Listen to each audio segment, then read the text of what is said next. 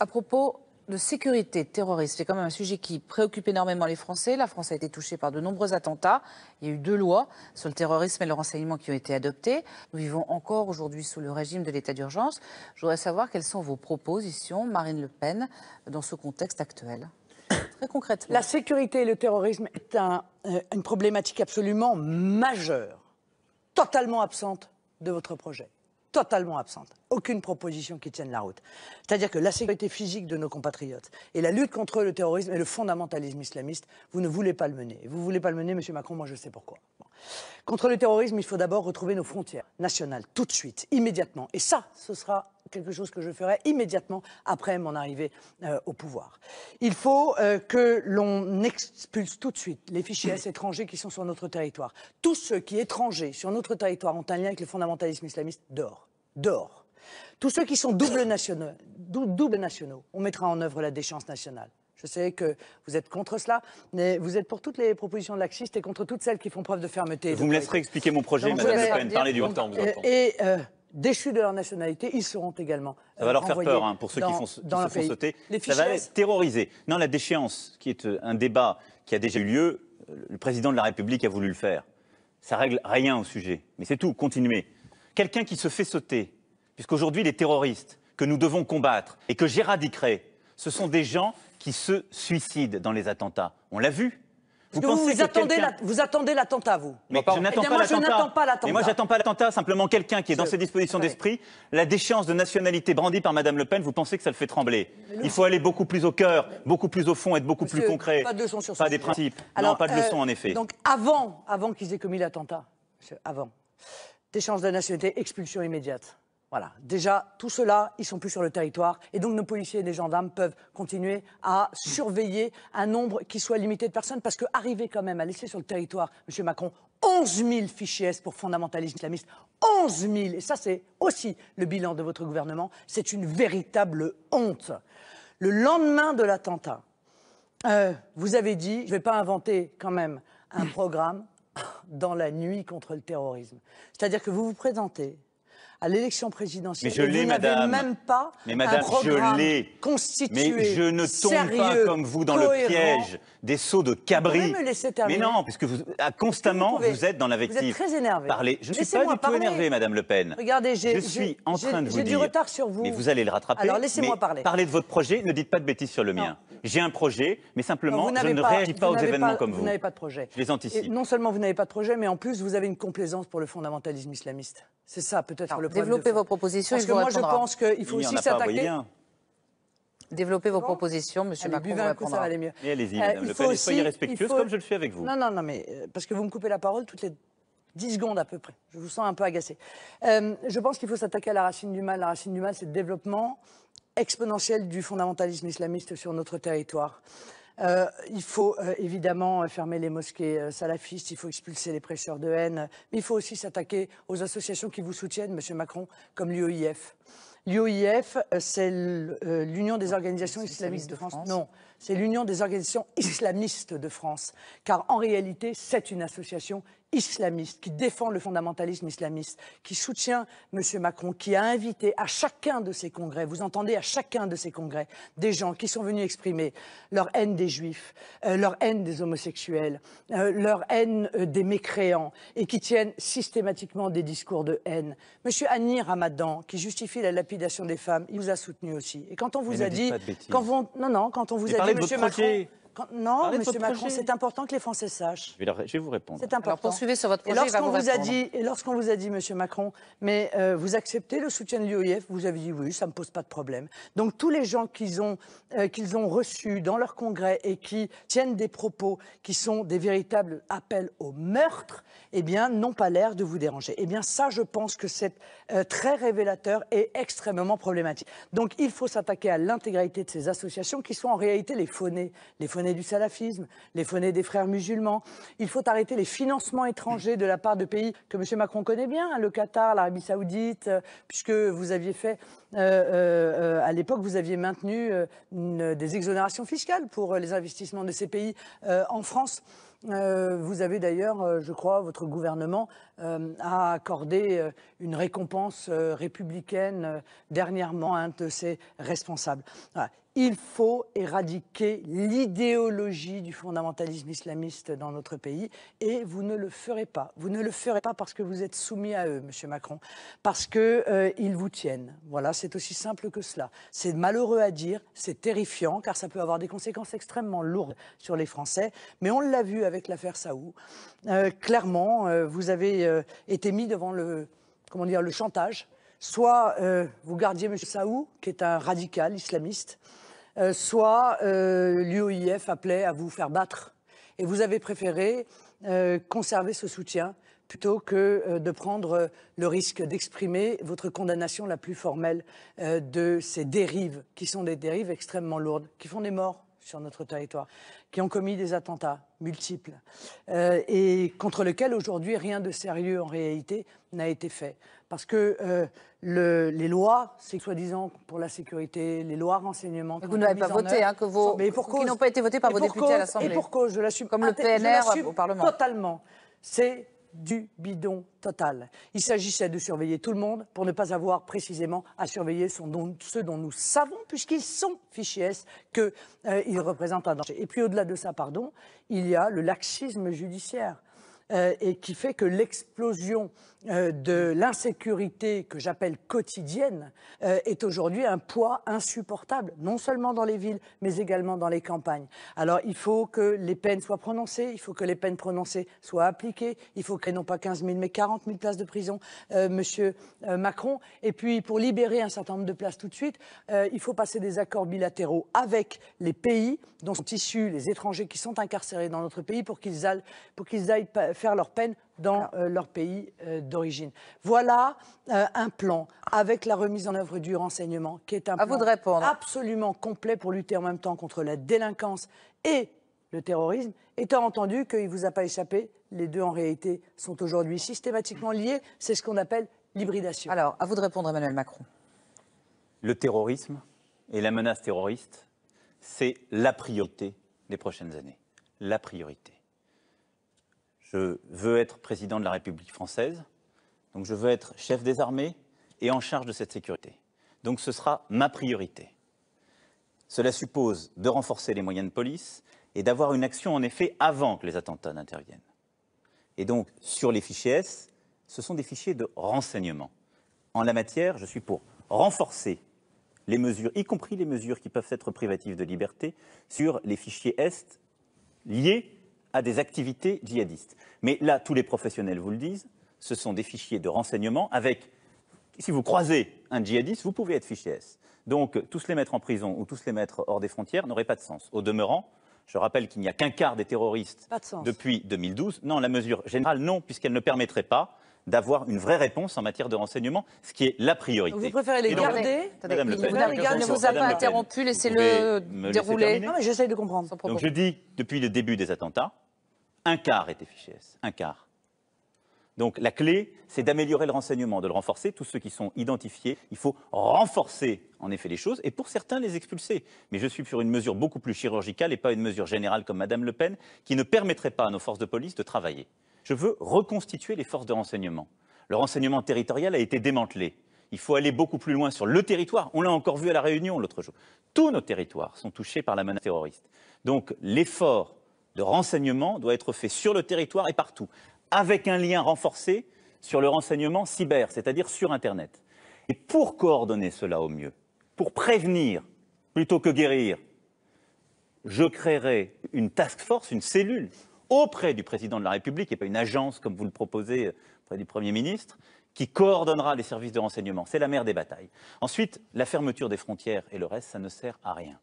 Il y a des pays nombreux, trop nombreux malheureusement, qui ne sont pas dans Schengen, qui ne sont pas soumis à tout cela, qui ont été frappés de la même façon que nous par les attentats et par le terrorisme.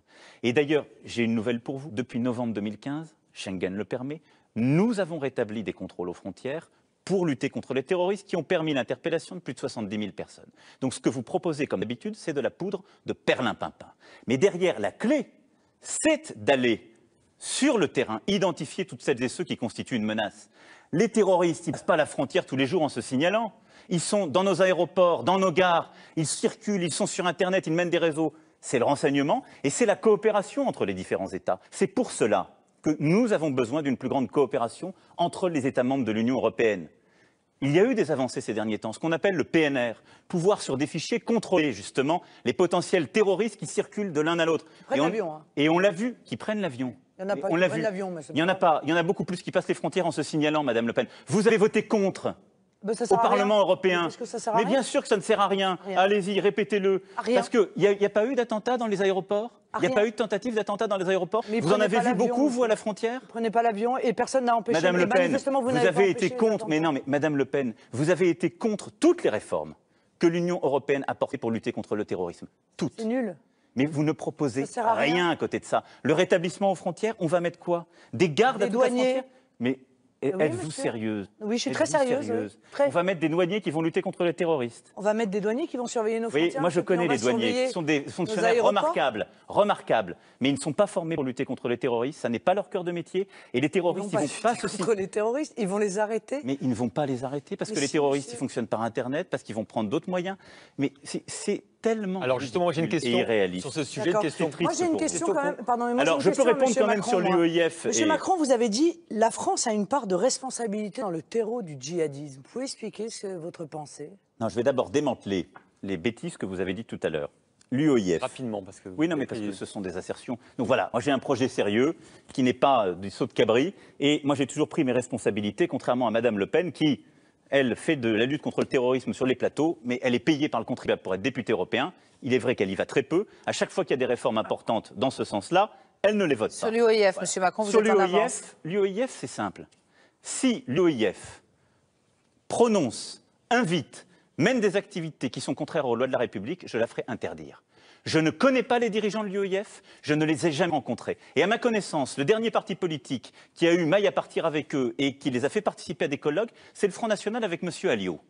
Donc, balayez devant chez vous, mais ne venez pas me chercher là-dessus. Ces gens-là, je ne les connais pas. Vous savez pas. Ces gens-là, je ne les connais pas, je n'ai pas de relation. Je vais vous le dire, moi. Non, mais je n'ai pas de relation avec eux. Je vais vous le dire. Et ce que je vous dis et qui est dans mon projet. Si, ils vous soutiennent et vous avez dit que vous acceptiez ce soutien. Mais, Madame Le Pen, soit ils ne respectent pas les lois de la République. Et dans ces cas-là, portez plainte contre eux. Portez plainte contre eux. Faites-le. Ah, d'accord. Demain, moi, si je suis élu président de la République, j'interdirai, je démantèlerai de manière impitoyable toutes les associations. Mais pas pour l'instant. Je ne suis pas président de la République. Non, mais pour l'instant, vous acceptez leur soutien comme candidat. Madame Le Pen, est-ce qu'ils font des choses sacré qui sont cynisme, quand même. aux lois de la République? Non, ce cynisme, c'est le vôtre. Parce que allez chercher dans vos archives. Allez chercher dans vos archives. Ça n'est pas chez moi. Ratib Nabilsi, ça n'est pas chez moi. Du congrès de l'UEIF du Nord en 2016. Mais là, vous parlez de gens. Voilà ce qu'il dit. L'homosexualité conduit à la destruction de l'homosexuel. C'est pour cette raison, mes chers frères, le châtiment de l'homosexualité est la peine de mort. Mais c'est formidable de voir défendre les homosexuels. Fondateur des Jeunes musulmans de France, intervenant au congrès de l'UEIF 2017. Donc vous voyez, je suis même pas retourné très très loin. Qualifier les juifs d'avares et d'usuriers ou d'être le top de la trahison et de la félonie dans une conférence révélée par le journal L'Humanité. C'est ces gens-là dont vous acceptez le soutien. Vous dites, j'attendrai d'être président de la République. D'abord, je trouve j'espère que vous ne serez jamais président de la République. Ce débat a un mérite formidable, c'est de pouvoir vous entendre tenir des propos de compassion avec les homosexuels et les juifs de ce pays. Je trouve ça formidable et je m'en félicite. Parce que pour ma part, je les ai toujours protégés. D'autre part, sur l'UEIF. Protégés en soutenant l'UEIF. Je ne soutiens pas. En soutenant le fondamentalisme islamiste. J'espère que vous plaisantez, monsieur. Madame Le Pen. Ne plaisantez pas avec ça. Je ne plaisante pas, justement. Ne mentez pas. Ne plaisantez pas avec ça. Je ne soutiens pas l'UEIF. Mais je vous dis et je vous redis. Vous avez accepté leur soutien. Je démantèlerai toutes les associations qui invitent à la violence, à la haine, à la division et qui font le jeu des djihadistes. Mais vous avez accepté le soutien de l'UEIF. C'est dans mon projet et dans mon programme. Mais vous avez accepté le soutien de l'UEIF. L'UEIF, c'est chez vous qu'elle va faire des réunions publiques. Vous avez accepté le soutien de l'UEIF. C'est pas chez moi, Madame Le Pen. Et vous avez dit dans une émission, désolé de vous le dire, j'accepte le soutien mais Madame Le Pen, de l'UEIF. Pas plus que ça n'est chez moi qu'il y a des cadres qui font des transactions avec Daesh. Ce que Mediapart a encore révélé aujourd'hui. Monsieur Veillard, qui a fait une transaction entre Lafarge et Daesh? Mais c'est vous, ce sont vos responsabilités. La France a une part de responsabilité dans le terreau du djihadisme. Il va pouvoir y répondre avec la question suivante. Emmanuel Macron et Marine Le Pen, s'il vous plaît, justement, que fait-on des jeunes Français qui se radicalisent sur notre territoire? Ça fait partie de cette question. Mais Madame Le Pen, vous pouvez me laisser répondre de manière posée aux choses? Je vous remercie. Parce que ces débats sont sérieux. Ce ne sont pas des débats d'insinuation, surtout sur des sujets où votre parti est ambigu. Je ne suis pas mal à l'aise du tout. Ce que j'ai dit, c'est pourquoi des jeunes Français se radicalisent. C'est la question qu'on doit collectivement se poser. Et vous avez raison. Vous avez dit, c'est à cause de la France. Madame Le Pen, je sais ce que j'ai dit, je n'ai pas dit ça. Je n'ai pas dit ça. Ne mentez pas, une fois encore. J'ai dit qu'on doit s'interroger quand des jeunes Français ou des jeunes Françaises qui sont nés en France, qui ont grandi en France, qui ont été élevés dans notre pays, suivent des fanatiques et détruisent nos propres enfants. On doit s'interroger. Et j'ai dit, nous avons notre part de responsabilité. Ce n'est pas la première cause. La cause première, ce sont les djihadistes, ce sont les terroristes. C'est pour ça d'ailleurs que je veux mener une guerre intraitable hors de nos frontières contre l'Irak et la Syrie. C'est quoi la part de responsabilité? Est-ce que vous pouvez me laisser répondre? Parce que ce sont des sujets importants. C'est de savoir comment des enfants qui sont nés dans la République en arrivent là. Ça veut dire qu'il y a des malades psychiatriques et qu'on ne les suit plus, mais il y en a. Et ça a été plusieurs fois relevé chez les terroristes. Donc il faut là-dessus... Les malades psychiatriques sont des déséquilibrés. Oui, il y a des déséquilibrés, on le sait bien, dans celles et ceux qui se radicalisent. Et donc, il faut là-dessus avoir un travail préventif qui est indispensable. Et la deuxième chose, c'est que notre République doit donner une place à chacune et chacun. Et c'est fondamental. Nous devons, dans le même temps, mener une lutte intraitable, avoir une tolérance zéro à l'égard du terrorisme, hors de nos frontières et dans nos frontières, et s'assurer que chacune et chacun y trouve une place. Or, notre République, elle ne donne plus une place à tous nos jeunes. Elle enclave, elle assigne à résidence des jeunes par l'échec scolaire, par l'échec économique et social. Et donc, nous avons là-dessus une part de responsabilité quand des enfants de la République, faisons notre propre examen de conscience, tournent ainsi et décident de détruire la République qui les a nourris. Regardons-nous en face. Et c'est là où, pour moi, c'est presque le plus important. En tant que chef des armées, en tant que responsable de la sécurité, je serai intraitable et je mènerai la lutte sur tous les plans contre le terrorisme islamiste. Mais ce qu'ils attendent, le piège qu'ils nous tendent, c'est celui que vous portez, c'est la guerre civile. Ce qu'attendent les terroristes, c'est que nous nous divisions. Ce qu'attendent les terroristes, c'est le discours de haine. Et ça n'est pas un hasard. D'ailleurs, M. Keppel, qui est un universitaire de renom, l'a redit ce matin. Abou Moussad, en 2005, dans un texte qui fait référence pour les terroristes. Il dit quoi? Le plus grand souhait qu'on peut avoir, c'est que Mme Le Pen arrive au pouvoir en France. Le plus grand souhait. Pourquoi? Parce qu'il cherche la radicalisation, la division, la guerre civile que vous portez dans le pays. Lutter contre les terroristes, ça n'est en aucun cas céder à leur piège. Le piège de la guerre civile, celui qu'ils nous tendent, celui que vous portez en divisant les Français, en insultant les Françaises et les Français à cause de leur religion, en jetant le trouble dans notre pays. Et cela, je ne laisserai jamais, jamais, m'entendez-vous, le pratiquer. Marine Le Pen, que faites-vous? Jamais, absolument jamais de toute mon existence insulter quiconque en raison ni de son origine, ni de sa religion, Monsieur Macron. Mais tout ça est une vieille litanie. Vous êtes jeune à l'extérieur, mais vieux à l'intérieur. Parce que vos arguments ont le double de votre âge. Mais enfin, ça, c'est pas très grave. En l'occurrence, moi, je protège tous les Français. C'était il y a des années. Marine Le Pen, s'il vous plaît. Monsieur, attention, on n'est pas sur ce terrain-là. Non, vous non plus, je crois, Madame Le Pen. Non. Moi, je défends la France et on va réussir à trouver un point de connexion. Je défends la France en toutes circonstances. Est-ce que vous ne croyez pas que vous avez, vous, une part de responsabilité dans la haine qui se développe chez un certain nombre de jeunes à l'égard de la France? Quand vous allez en Algérie pour accuser la France de crimes contre l'humanité, crime contre l'humanité, c'est-à-dire le crime le plus grave qui puisse exister, vous êtes allé, vous qui voulez être président de la République, en Algérie, à l'étranger donc, pour aller dire « la France a commis un crime contre l'humanité ». Mais alors comment vous étonnez-vous qu'un certain nombre de jeunes disent « mais puisque la France a commis un crime contre l'humanité contre nous, pourquoi est-ce qu'on ne vient pas lui faire payer son crime ?»